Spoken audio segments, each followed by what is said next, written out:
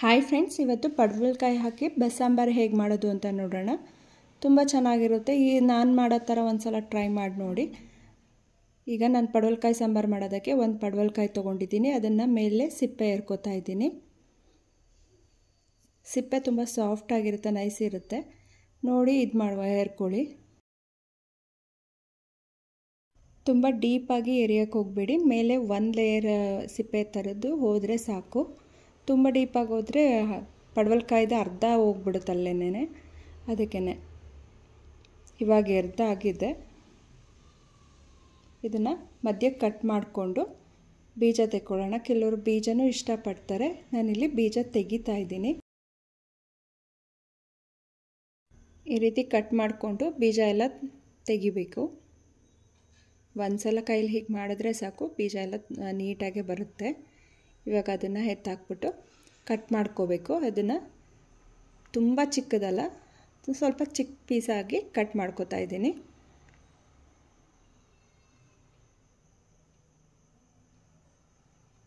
ಈ ರೀತಿ ಚಿಕ್ಕ ಪೀಸಸ್ ಆಗಿ ಕಟ್ ಮಾಡ್ಕೋಬೇಕು. 2 ಮಿನಿಟ್ಸ್ಗೆಲ್ಲ ಕಟ್ ಮಾಡಿ ಆಗೋಗುತ್ತೆ. ಇದನ್ನು ಕಟ್ ಮಾಡ್ಕೊಂಡಾದಮೇಲೆ ಬೌಲ್ಗೆ ಹಾಕ್ಕೊಂಡು ಒಂದು ಸಲ ತೊಳೆದು ಕುಕ್ಕರ್ಗೆ ಹಾಕ್ಕೋತೀನಿ.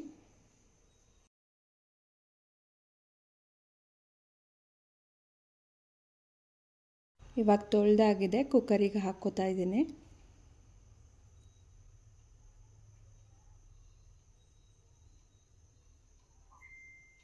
ಇದನ್ನು ಕುಕ್ಕರಿಗೆ ಹಾಕ್ಕೊಂಡಾದ್ಮೇಲೆ ಇದಕ್ಕೆ ಕಾಂಬಿನೇಷನ್ ಆಗಿ ನಾನು ಕಡಲೆಬೇಳೆ ತೊಗೋತಿದ್ದೀನಿ. 1 ಕಪ್ಪಷ್ಟು ಕಡಲೆಬೇಳೆ ತೊಗೊಂಡು, ಕಡಲೆಬೇಳೆ ತೊಳೆದಾದ್ಮೇಲೆ ಒಂದು 5 ನಿಮಿಷ ನೆನೆಸಿಡಿ. ಇಲ್ಲ ಮೊದಲೇ ನೆನೆಸಿಟ್ರೂ ಚೆನ್ನಾಗಿರುತ್ತೆ. ನೆನೆಸಿಟ್ಟು ಹಾಕಿದ್ರೆ ಬೇಗ ಬೇಯುತ್ತೆ ಅಂತ ಅಷ್ಟೇ. ತೊಳೆದು ನೆನೆಸಿಟ್ಟಿದ್ದ ಕಡಲೆಬೇಳೆನ ಇವಾಗ ಕುಕ್ಕರ್ಗೆ ಹಾಕ್ತಾಯಿದ್ದೀನಿ. ಕಡಲೆಬೇಳೆ ಮತ್ತು ಪಡವಲಕಾಯಿ ಒಟ್ಟಿಗೆ ಸೇರಿಸಿ ಬೇಯಿಸ್ಕೋಬೇಕು.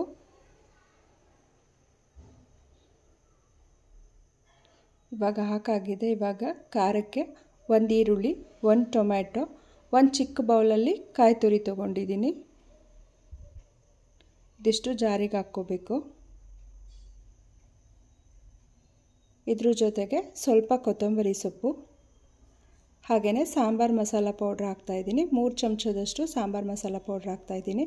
ಇದಿಷ್ಟನ್ನು ಹಾಕಿ ಸ್ವಲ್ಪ ನೀರು ಹಾಕಿ ರುಬ್ಕೋಬೇಕು. ನುಣ್ಣಗೆ ರುಬ್ಕೊಂಡಾದ್ಮೇಲೆ ಇದನ್ನು ಕುಕ್ಕರಿಗೆ ಹಾಕಿ ಮಿಕ್ಸ್ ಮಾಡ್ಕೋಬೇಕು. ಇದಕ್ಕೆ ಸ್ವಲ್ಪ ನೀರು ಹಾಕಿ ಮಿಕ್ಸ್ ಮಾಡ್ಕೋಬೇಕು.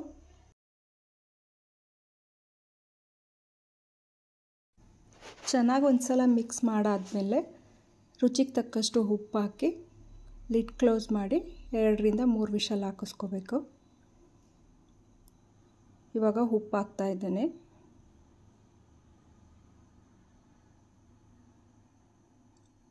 ಉಪ್ಪು ಹಾಕಿ ಲಿಡ್ ಕ್ಲೋಸ್ ಮಾಡಿ ಬೇಯಕ್ಕಿಡಬೇಕು.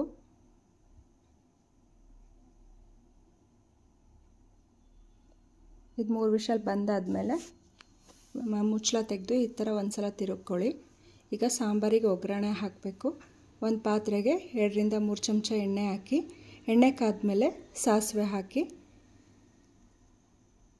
ಸಾಸಿವೆ ಚಟಪಟ ಸಿಡ್ದಾದ್ಮೇಲೆ ಒಂದು 1/4 ಟೀ ಚಮಚ ಜೀರಿಗೆ ಹಾಕಿ, ಹಾಗೆ ಸ್ವಲ್ಪ ಕರ್ಬೇವಿನ ಸೊಪ್ಪು, ಒಂದು 4-5 ಒಣಮೆಣಸಿನ್ಕಾಯಿ ಹಾಕಬೇಕು. ಒಣಮೆಣಸಿನ್ಕಾಯಿ ಇವೆಲ್ಲ ಹಾಕಿ ಫ್ರೈ ಆದಮೇಲೆ ಇದಕ್ಕೆ ಬೇಯಿಸ್ಕೊಂಡಿದ್ದೀವಲ್ಲ ಕುಕ್ಕರಲ್ಲಿ, ಅದನ್ನು ಸಾಂಬಾರನ್ನ ಈಗ ಇದಕ್ಕೆ ಪಾತ್ರೆಗೆ ಹಾಕ್ಕೋಬೇಕು. ಈ ಥರ ಸೋಸ್ಕೋಬೇಕು.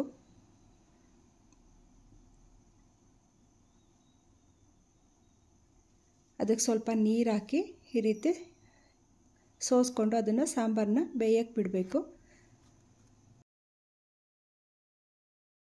ಸಾಂಬಾರನ್ನ ಮೀಡಿಯಮ್ ಫ್ಲೇಮಲ್ಲಿಟ್ಟು ಒಂದು 5 ನಿಮಿಷ ಚೆನ್ನಾಗಿ ಕುದಿಸ್ಕೋಬೇಕು. ಸಾಂಬಾರಿಗೆ ಮೊದಲೇ ಉಪ್ಪು ಹಾಕಿರೋದ್ರಿಂದ ನೋಡ್ಕೊಂಡು ಹಾಕ್ಕೊಳ್ಳಿ. ನೀರು ನೀವು ಎಷ್ಟು ಹಾಕಿರ್ತೀರ ಅದ್ರ ಮೇಲೆ ಡಿಪೆಂಡ್ ಮಾಡಿಕೊಂಡು ಹಾಕ್ಕೋಬೇಕು. ನಾನಿಲ್ಲಿ ಒಂದು ಅರ್ಧ ಸ್ಪೂನಷ್ಟು ಉಪ್ಪು ಹಾಕ್ತಾಯಿದ್ದೀನಿ. ಒಂದು ಚಿಕ್ಕ ತುಂಡಷ್ಟು ಬೆಲ್ಲ ಹಾಕ್ತಾಯಿದ್ದೀನಿ. ಬೆಲ್ಲದ ಪುಡಿ ಇದ್ದರೆ ಒಂದು ಅರ್ಧ ಸ್ಪೂನ್ ಹಾಕಿ, ಸ್ವಲ್ಪ ಕೊತ್ತಂಬರಿ ಸೊಪ್ಪು ಹಾಕ್ತಾಯಿದ್ದೀನಿ. ಇದಿಷ್ಟು ಹಾಕಿ ಒಂದು ಸಲ ತಿರುಗಿಸ್ಬಿಟ್ಟು ಒಂದು 5 ನಿಮಿಷ ಬೇಯಿಸ್ಕೊಳ್ಳಿ ಸಾಕು. ಮೊದಲೇ ಬೆಂದಿರುತ್ತೆ ಸಾಂಬಾರು. ಅದರ ಒಗ್ಗರಣೆ ಹಾಕಿದ್ಮೇಲೆ ಒಂದು 5 ನಿಮಿಷ ಬೇಯಿಸ್ಕೊಂಡ್ರೆ ಸಾಂಬಾರು ರೆಡಿ. ಇವಾಗ ಸಾಂಬಾರು ರೆಡಿ ಆಗಿದೆ. ಈಗ ಕಾಳಿಗೆ ಒಗ್ಗರಣೆ ಹಾಕೋಣ. ಒಂದು ಬಾಣಲೆಗೆ ಒಂದು 3 ಸ್ಪೂನ್ ಎಣ್ಣೆ ಹಾಕಿ, ಎಣ್ಣೆ ಕಾದ್ಮೇಲೆ ಕರ್ಬೇವಿನ ಸೊಪ್ಪು ಹಾಕ್ತಾಯಿದ್ದೀನಿ. ಕರ್ಬೇವಿನ ಸೊಪ್ಪು ಸ್ವಲ್ಪ ಫ್ರೈ ಆದಮೇಲೆ ಒಂದು 4-5 ಒಣಮೆಣಸಿನ್ಕಾಯಿ ಹಾಕಿ ಫ್ರೈ ಮಾಡ್ಕೊತಾ ಇದ್ದೀನಿ. ಒಣಮೆಣಸಿನ್ಕಾಯಿ ಫ್ರೈ ಆದಮೇಲೆ ಸಣ್ಣಗೆ ಹೆಚ್ಚಿರೋ ಈರುಳ್ಳಿ ಹಾಕ್ತಾಯಿದ್ದೀನಿ. ಒಂದು ಈರುಳ್ಳಿನ ಸಣ್ಣಗೆ ಹೆಚ್ಚು ಹಾಕ್ತಾಯಿದ್ದೀನಿ. ಈರುಳ್ಳಿ ಒಂಚೂರು ಸಾಫ್ಟಾಗಿ ಫ್ರೈ ಆದಮೇಲೆ ಇದಕ್ಕೆ ಒಂದು 1/4 ಟೀ ಚಮಚದಷ್ಟು ಉಪ್ಪು ಹಾಕ್ತಾಯಿದ್ದೀನಿ. ಮೊದಲೇ ಪಡವಲಕಾಯಿ ಕಡಲೆಕಾಳೆಲ್ಲ ಬೇಯಿಸ್ಕೊಳ್ಳುವಾಗ ಉಪ್ಪು ಹಾಕಿದ್ವಲ್ಲ, ಹಾಗಾಗಿ ಉಪ್ಪು ಹಿಡ್ದಿರುತ್ತೆ. ಒಂದು ಸ್ವಲ್ಪ ಉಪ್ಪು ಹಾಕಬೇಕಷ್ಟೇ ಇದಕ್ಕೆ. ಇದು ಈರುಳ್ಳಿ ಚೆನ್ನಾಗಿ ಫ್ರೈ ಆದಮೇಲೆ ಒಂದು ಚಿಕ್ಕ ಬೌಲಲ್ಲಿ ಕಾಯಿ ತುರಿ ಹಾಕ್ತಾಯಿದ್ದೀನಿ. ಕಾಯಿ ತುರಿ ಹಾಕಿ ಚೆನ್ನಾಗಿ ಹಿಂಗೆ ಮಿಕ್ಸ್ ಮಾಡ್ಕೊಳ್ಳಿ. ಕಾಯಿ ತುರಿ ಹಾಕಿ 1 ನಿಮಿಷ ಬೇಯಿಸ್ಕೊಂಡಾದ್ಮೇಲೆ ಬೇಯಿಸಿಟ್ಕೊಂಡಿದ್ದಂಥ ಕಡಲೆಕಾಳು ಮತ್ತು ಪಡವಲಕಾಯಿ ಹಾಕಿ ಮಿಕ್ಸ್ ಮಾಡ್ಕೋಬೇಕು. ಈ ಥರ ಸಾಂಬಾರು ಮಾಡೋದ್ರಿಂದ ತುಂಬ ಚೆನ್ನಾಗಿರುತ್ತೆ, ಟೇಸ್ಟು ತುಂಬ ಚೆನ್ನಾಗಿರುತ್ತೆ. ಒಂದು ಸಲ ಟ್ರೈ ಮಾಡಿ ನೋಡಿ.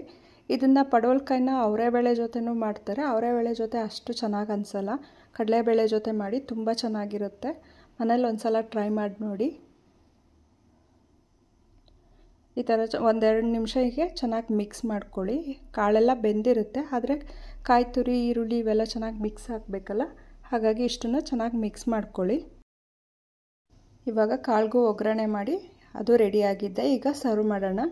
ಈಗ ಅನ್ನದ ಜೊತೆ ಕಾಳು ಹಾಕಿಟ್ಟಿದ್ದೀನಿ, ಸಾಂಬಾರು ಹಾಕ್ತಿದ್ದೀನಿ. ಸಾಂಬಾರು ಹಾಕಿ ತುಪ್ಪ ಹಾಕಿ ಸರ್ವ್ ಮಾಡಿದ್ರೆ ತುಂಬಾ ಚೆನ್ನಾಗಿರುತ್ತೆ ಟೇಸ್ಟು. ಒಂದು ಸಲ ಟ್ರೈ ಮಾಡಿ ನೋಡಿ. ಈ ಥರ ಪಡವಲಕಾಯಿ, ಹಾಗಲಕಾಯಿ ಈ ಥರ ತರಕಾರಿಗಳನ್ನೆಲ್ಲ ಅವಾಗವಾಗ ಮಾಡ್ತಾ ಇರಬೇಕು. ಅದು ಆರೋಗ್ಯಕ್ಕೂ ಒಳ್ಳೆಯದು, ತುಂಬಾ ಚೆನ್ನಾಗಿರುತ್ತೆ. ಒಂದು ಸಲ ಮನೇಲಿ ಟ್ರೈ ಮಾಡಿ ನೋಡಿ. ಯಾರೆಲ್ಲ ಸಬ್ಸ್ಕ್ರೈಬ್ ಆಗದೆ ವೀಡಿಯೋಸ್ ನೋಡ್ತಿದ್ದೀರಾ, ಪ್ಲೀಸ್ ಸಬ್ಸ್ಕ್ರೈಬ್ ಆಗಿ, ಲೈಕ್ ಮಾಡಿ, ಶೇರ್ ಮಾಡಿ. Thank you.